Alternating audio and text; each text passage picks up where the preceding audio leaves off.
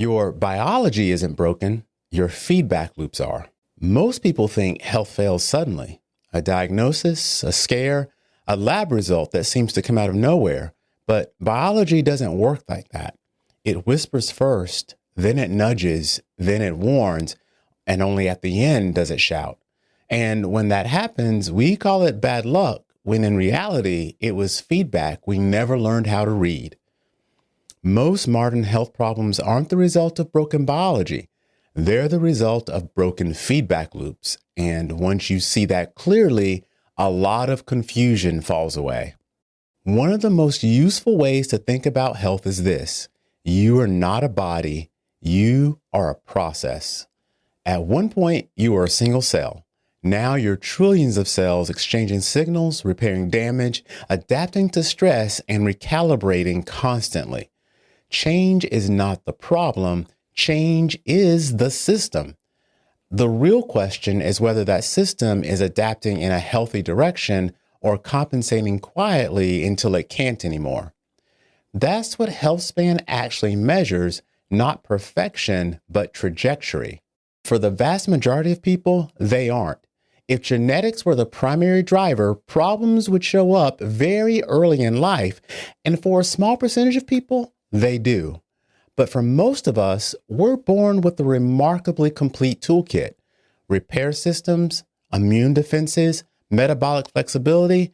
What breaks things isn't missing hardware, it's chronic misuse, neglect, and overload. Genes may set the boundaries, but environment and behavior decide how close you drift towards them. Here's a subtle but important shift. When someone tells you they're on a diet, you still have no idea what's actually happening in their body.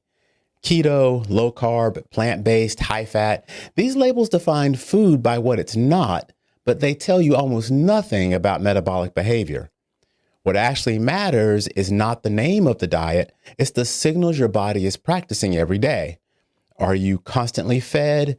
Are you constantly stimulated? Are you given the system space to recalibrate? Because biology adapts to what you repeat. One of the most misunderstood ideas in health is metabolic flexibility. The goal is not ketosis as an identity. It's not a diet badge. It's capacity. Your body is designed to switch fuels, to move between fed and fasted states, and to run maintenance programs when resources aren't constantly flooding in. When the flexibility is never practiced, it's lost, but not dramatically, quietly, predictably. And when people lose metabolic flexibility, they don't notice it right away. They just feel a little more tired, a little more foggy, a little slower to recover. And those aren't failures, they're signals. Here's an uncomfortable truth. Most disease develops on top of chronic overconsumption. Too much food, too frequent eating, too much stimulus, too little recovery. We are technologically advanced, but biologically overwhelmed. And biology always reconciles imbalance eventually, not as punishment, as physics. This is where people get stuck.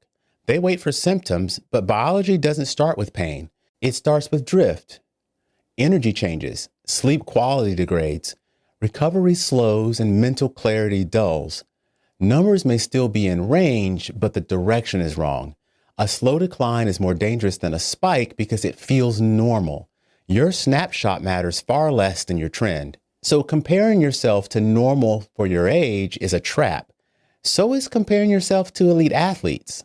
The only comparison that matters is you over time. Longitudinal data beats averages every time. Where were you last year? Are things trending towards resilience or towards compensation? Because compensation works until it doesn't. Most people say they fear physical decline. What they actually fear is losing clarity, presence, agency. They want to be sharp in their 70s, engaged at 80, independent at 90. But that doesn't come from hacks. It comes from protecting the machinery early. You don't think your way into long-term cognitive health. You metabolize your way into it. People who age well aren't obsessed with protocols. They're good at feedback. They notice when something feels off. They adjust before things break. They don't argue with their biology. They treat health as a relationship, not a project. And that mindset changes everything. So instead of asking, what diet should I follow? Try asking, am I giving my system time to reset? Am I over-consuming out of habit, stress, or identity? Are my signals improving year over year? Do my choices support resilience or just comfort? Those questions age far better than any plan. Your biology isn't broken, it's adaptive. And whatever you practice daily, your cells get better at. So practice listening, practice restraint, practice resilience, because longevity isn't about living forever. It's about staying you for as long as possible. If this idea resonated and you want to explore it more deeply with me, I have a full conversation with Daniel Tausan on Uncommonly Remarkable in Conversation. The link is below.